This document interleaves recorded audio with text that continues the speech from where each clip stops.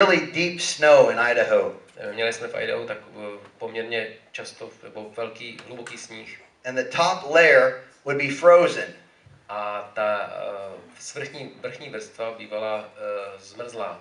And I'd run across it really fast. Byla zmrzlá. A já jsem potom běžel velice rychle. Running from my dad. Utíkal jsem před svým otcem.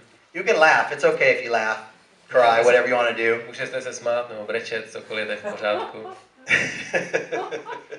And so I'd be running across that snow really fast, and I would turn around and I'd look and I would see him, and he'd be breaking through. A já jsem utíkal, potom rychle mě to drželo ta vrstva, ale když jsem se podíval zpátky, tak táta se bořil. And he'd go, "If you don't turn around and come back, don't ever come back." A on na mě křičel a říkal, jestli se okamžitě neobrátíš a nepřijdeš sem, tak už se nikdy nevracej. And I'd get so scared, I'd stop. A já jsem se tak bál, že jsem se zastavil. And when he got to me, he'd jump on top of me and start punching me. A když ke mně přišel, tak mě začal bít. And I was only like 10 years old. Bylo mi asi 10 let. So that was a normal way of life that I grew up around.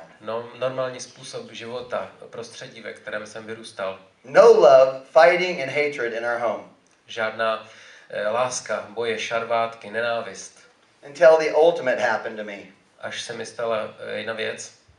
Because of all the fighting, because of us playing with gasoline and fires. Kvůli těm všem bojům a šarvátkám a kvůli tomu, že jsme si tam hráli s benzínem. At 12 years old, there was a can of burning gasoline. My brother was on one side, I was on the other side, and it was burning, and it had a flame coming out about this high. Jsme tam měli hořící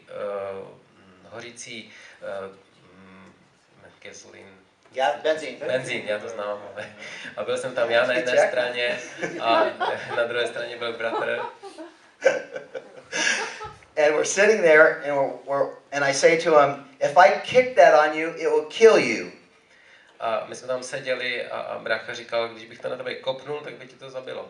And he said like this, and he kicked the burning can of gasoline on me. A řekl to a potom to kopnul přímo na mě. And the flames and the fire hit me at the same time, and my whole body burst into flames. A ten oheň mě zachvátil a začal jsem hořet. Po celém těle. After my brother got me, I hit the ground and I started rolling to put the flames out. A já jsem si okamžitě lehnul na zem a začal jsem se jako kudálet, koulet, abych prostě uhasil ty plameny na sobě. And finally, when the flames were out, I only had a few pieces of clothing on me. A když to přestalo hořet, tak jsem měl jenom pár částí oblečení na sobě. And my socks were actually melted to my legs. A moje kalhoty byly zatavený do mých nohou. And I was only wearing underclothes and a little bit of my shirt at the time. Měl jsem jenom spodní prádlo a trošku z mý košile. Everything had burned off. All my clothes had burned off me, basically. Všechno to v zásadě to oblečení na mě schořelo. And nobody was home to take me to the hospital. A nikdo nebyl doma, aby mě vzali do nemocnice. And as soon as I got the fire was out, I jumped in a small creek because I was burning up. My body was burning up. A jakmile to pohaslo, tak jsem skočil do takového malého potoka, protože mě to velice pálilo. I got out of the creek and I started walking up the hill. A potom jsem vylezl z toho potoka a šel jsem do kopce. Toward the house. We couldn't even get in the house. Směrem k domu. And I was looking down at myself and my legs were already swollen, huge. A díval jsem se na své tělo a moje nohy už byly takové napuchlé. And there was dead skin hanging off my legs. A mrtvá kůže tam visela z mých nohou. And it was right about that time when I was trying to tell my brother, break the window, go in and call an ambulance or something. A tehdy jsem říkal, protože se nemohli dostat dovnitř, do domu, rozbij sklo, vlez tam dovnitř a zavolej něco nějak. And my stepmom came driving up the driveway right at that moment. A v ten okamžik ta moje nevlastní matka přijížděla. And she took me to the hospital. A ona mě vzala do nemocnice. I was flown to a bigger hospital, the biggest burn unit in America, or the second biggest burn unit in America in Seattle, Washington. Oni mě potom vzali, ale převezli mě tam vrtulníkem do Seattlu, do takové velké nemocnice ve Washingtonu. And my stepmom came and pretty much stayed with me the whole time I was there. A moje nevlastní matka přijela a zůstala tam se mnou v té době. I was there for 3 months and 3 weeks. Byl jsem tam 3 měsíce a 3 týdny.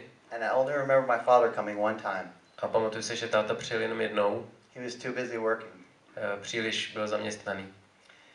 And I had 26 operations. Měl jsem 26 operací.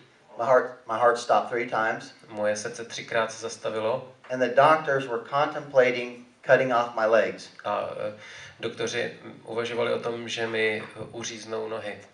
And they told me that I would never have children. A řekli mi, že nikdy nebudu mít děti. And then after getting out of the hospital, Potom, když jsem se dostal z nemocnice, my mom took me by the baseball field where I played baseball the year before. Mě vzala na místo, kde já jsem před rokem hrál baseball. You see, we had a little bitty village that I was from, little bitty town I was from. Měli jsme takovou malou vesnici, odkud jsem pocházel. And I was really popular on the baseball field. A já jsem byl velice populární v tom jako dobrý hráč toho baseballu. Because I was the pitcher and our little bitty town could win because I could throw the ball really fast and people couldn't hit the ball. A já jsem dokázal nahazovat ten míček velice rychle, takže ho lidé ty ostatní nemohli chytit, takže prostě přestože jsme byli malá vesnice, tak jsme v tom byli dobří. So just the very same day I got out of the hospital, 3.5 months. Takže hnedka potom 3,5 měsíce, co jsem strávil v nemocnici. Instead of taking me home, my mom takes me by the baseball field where I was a hero the year before. Tak mě místo, aby mě vzala domů, tak mě vzala tam, kde se hrál ten baseball, tam, kde jsem byl před rokem ještě hrdinou. And there I am in front of all my friends. A stál jsem tam před všemi svými kamarády. And my mom reaches for my shirt. A my stepmom reaches for my shirt. Moje maminka nevlastní mě vzala za košili. I said, "Mommy, what are you doing?" A já jsem říkal, mami, co děláš? She slapped my hands. A ona mě plásla přes ruku. Pushed them out of the way. A dala jí pryč. And grabbed my shirt. A vyhrnula mi košili. And in front of all my friends, she pulled up my shirt. A před všemi mými přáteli jim ukázala, mi vyhrnula košili. At 11 or 12 years old, I stood in front of all my friends. Bylo mi 11-12 let a stál jsem tam před svými kamarády. Completely embarrassed and tak shamed about the scars on my body. Za ty jizvy, které byly na mém těle. She showed them everything, and ukázal jim všechno. And this has all been redone. This has all had plastic surgery. To je všechno byla plastická chirurgie, to bylo operované plastickou. It actually looks better than what it used to look like. It looks better now than what it used to look like. Teď to vypadá mnohem lépe, než tehdy to vypadalo. Back then it was just thick red scarring. Předtím to byly prostě jenom takové červené jizvy. Both legs, I told you, were burned. My socks were melted to my feet. Jak jsem říkal, měl jsem ohořelé nohy a zatavené kalhoty do těch nohou. They told me I wasn't going to have children. A řekli mi, že nebudu moct mít děti. But I have 4 beautiful children and a beautiful wife, and she's here right now. 4 nádherné děti a nádhernou ženu, která je tady.